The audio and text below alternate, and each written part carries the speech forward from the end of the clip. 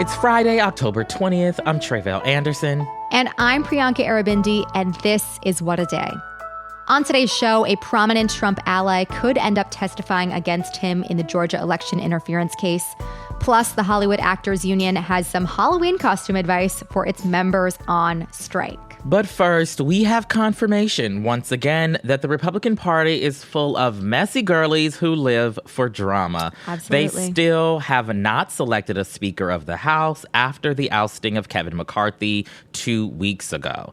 As Juanita mentioned on yesterday's show, Representative Jim Jordan has lost 2 votes to become the next House Speaker. He hasn't been able to muster the required 217 votes to assume the position. Now, if that wasn't already messy, here's where it gets worse. Yesterday morning, Jim Jordan actually said he would not pursue a third vote to become Speaker, at least not at this time.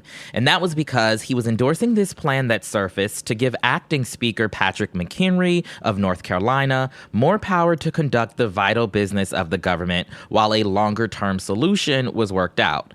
The thinking by Jordan and others was that McHenry could lead for now, while Jordan would be working on garnering more support of his Republican colleagues. But then hours later, apparently the broader collective of Republicans in the House, they weren't having it. Here's Jim Jordan shortly after he was told yet again, nah. So I'll just say this: we made the pitch to members on the resolution as a way to lower the temperature and get back to work. We decided that wasn't where we're going to go. I'm still running for Speaker, and I plan to go to the floor and get the votes and win this race. But I want to go talk with a few of my colleagues. Particularly, I want to talk with the 20 individuals who voted against me so that we can move forward and begin to work for the American people. All right, then. Okay. So does this mean that there will be a third vote? What is happening here? Yes, there will be a third vote. As of our record time Thursday evening, it's set for 10 a.m. Eastern today. But I imagine that Jim Jordan doesn't want to have egg on his face anymore, so I'm sure he and his allies are doing all kinds of wheeling and dealing behind the scenes to try to make that successful. But then I remember that Jordan is an election denier, and his name was all up and through the January 6th committee's report investigating the insurrection. So, maybe he does like being embarrassed. Who knows? We'll find out shortly. But I want to zero in briefly on this alternative plan that they were considering to expand the powers of the current acting Speaker, McHenry.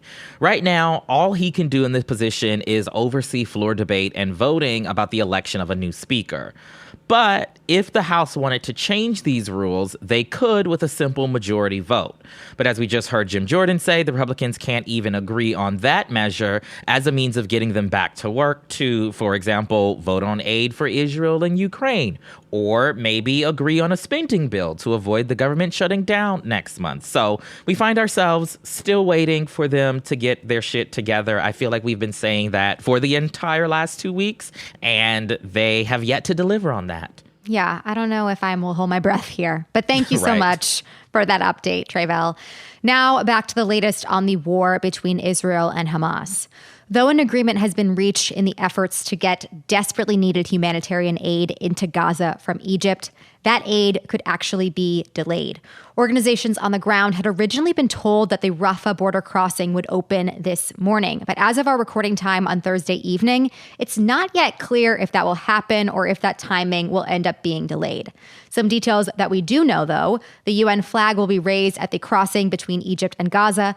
And at Israel's request, international observers will inspect the trucks before they are allowed to enter Gaza. Okay, got it. So what do we know about the aid itself that will be sent in this initial delivery? According to President Biden earlier this week, up to 20 trucks will be allowed into Gaza initially, with the potential for more if they are able to safely and successfully distribute aid to civilians.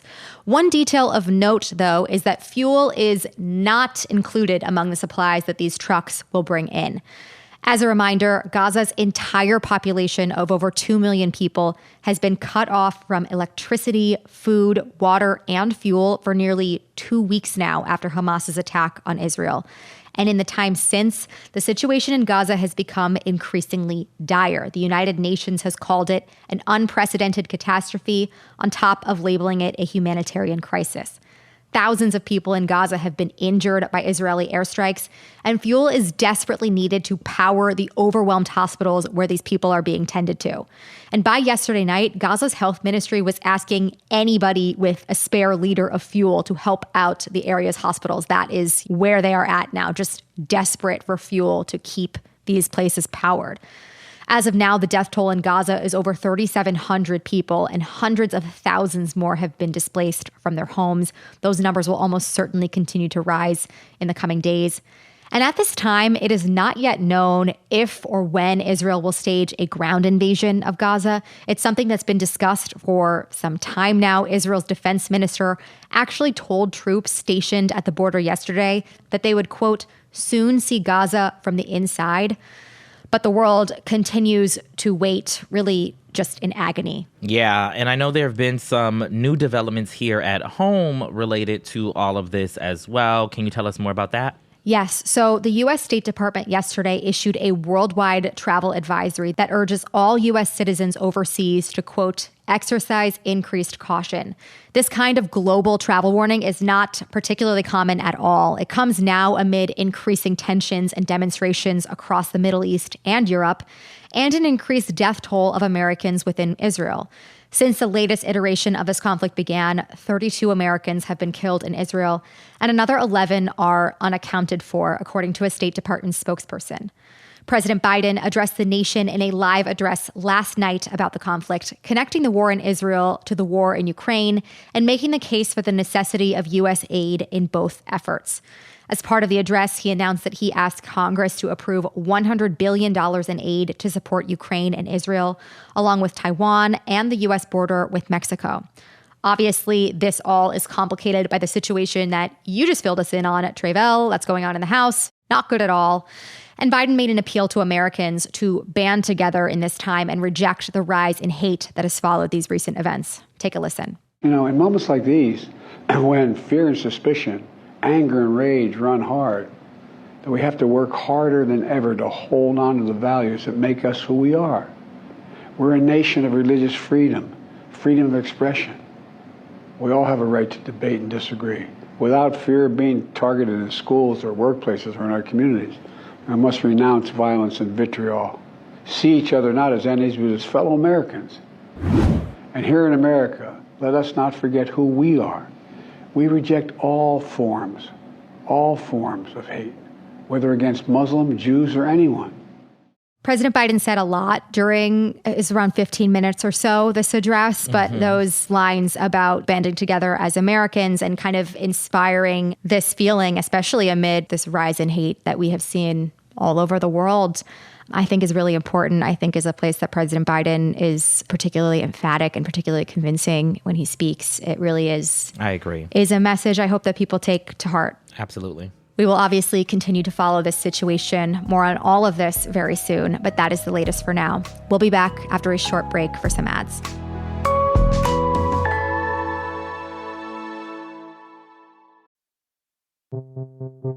Welcome to This Keeps Happening, a podcast where I, Vienna Farron, talk to people about unwanted patterns in their lives and what keeps them from the change they wish to see.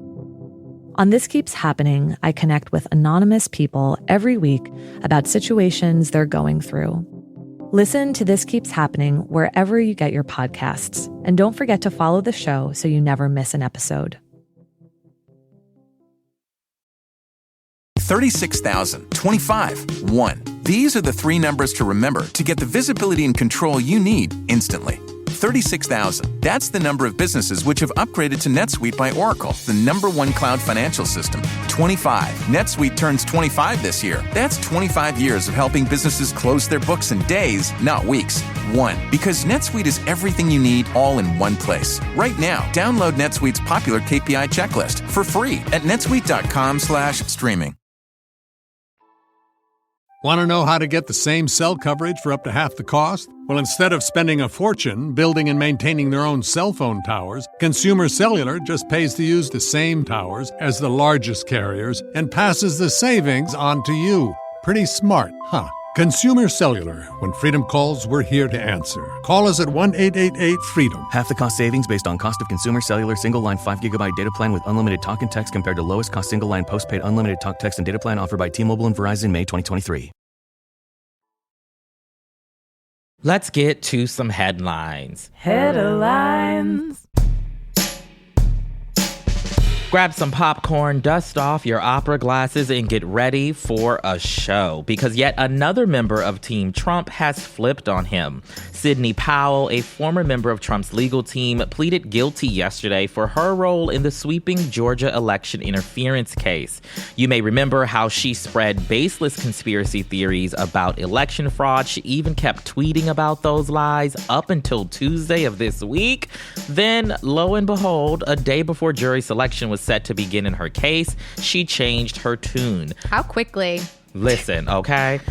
Powell is one of 19 defendants, including Trump, who were indicted this summer for allegedly trying to overturn Trump's election loss in Georgia. She's now the second defendant to strike a plea deal in the case. And as part of her agreement with prosecutors, she'll be on probation for 6 years and pay some fines. But more importantly, she will turn over any documents or evidence she has in the case. She also agreed to testify against any co-defendants, including Donald Trump himself. It is going to get interesting, Priyanka. The eyebrows are raised. We are ready. I have to get some opera glasses, but I'm prepared otherwise.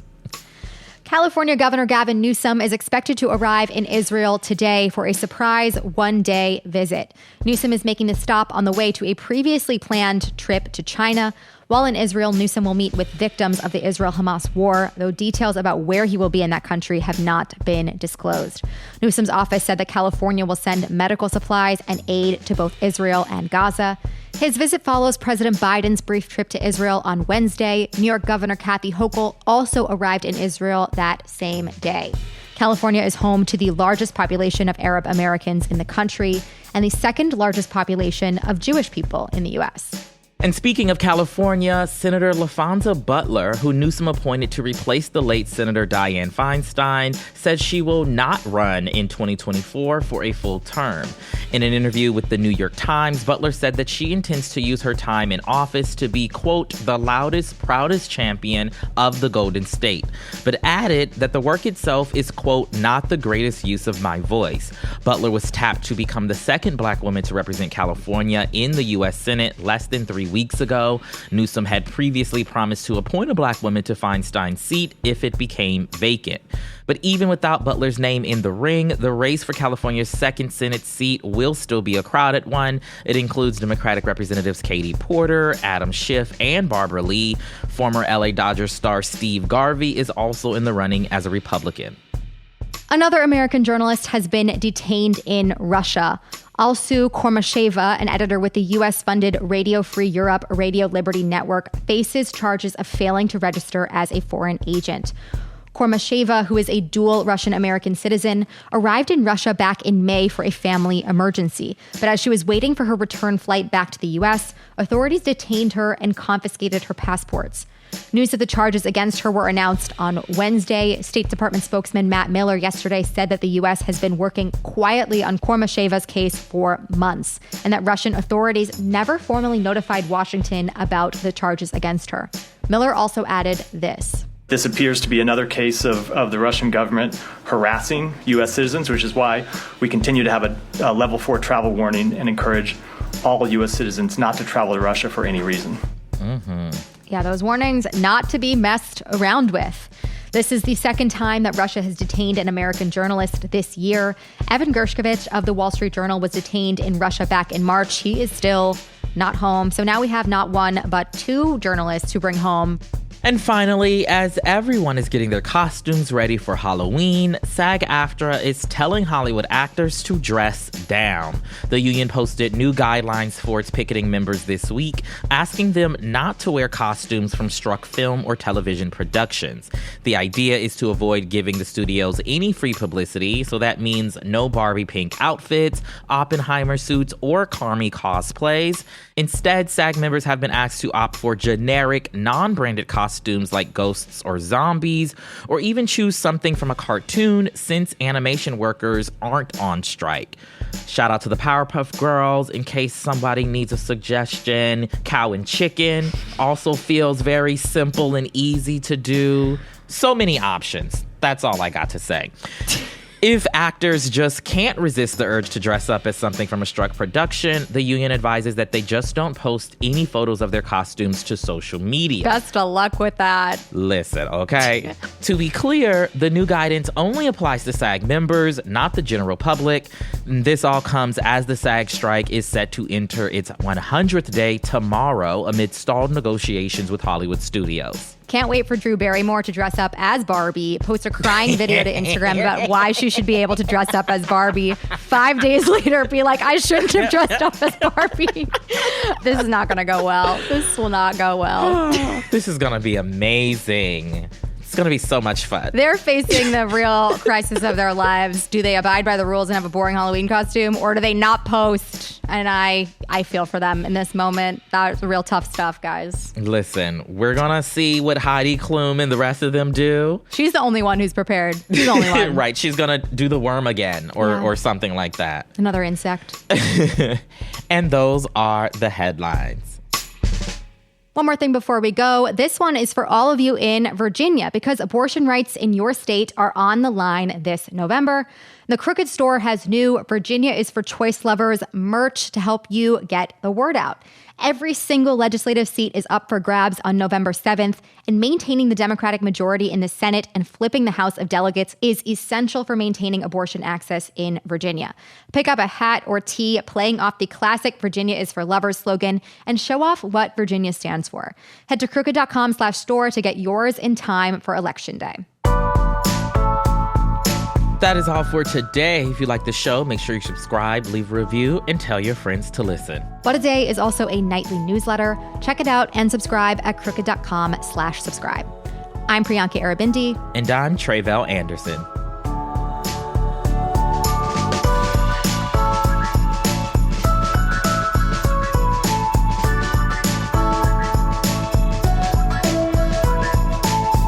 What a Day is a production of Crooked Media. It's recorded and mixed by Bill Lance. Our show's producer is Itzi Quintanilla. Raven Yamamoto and Natalie Bettendorf are our associate producers, and our senior producer is Lita Martinez. Our theme music is by Colin Gilliard and Kashaka.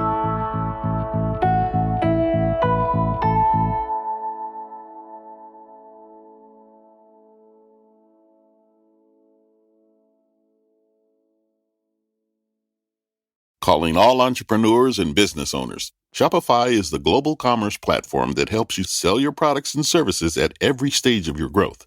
From the launch your online shop stage to the first real-life store stage and beyond. Shopify's there to help you do your thing. Shopify has the internet's best converting checkout, 15% better on average compared to other leading commerce platforms. It's no wonder why Shopify powers 10% of all e-commerce in the U.S. It's the global force behind Allbirds, Rothy's, and Brooklinen, and millions of other entrepreneurs of every size. Plus, Shopify's award-winning help is there to support your success every step of the way. Sign up for a $1 per month trial period at shopify.com/podcast free. All lowercase. Shopify.com/podcast free.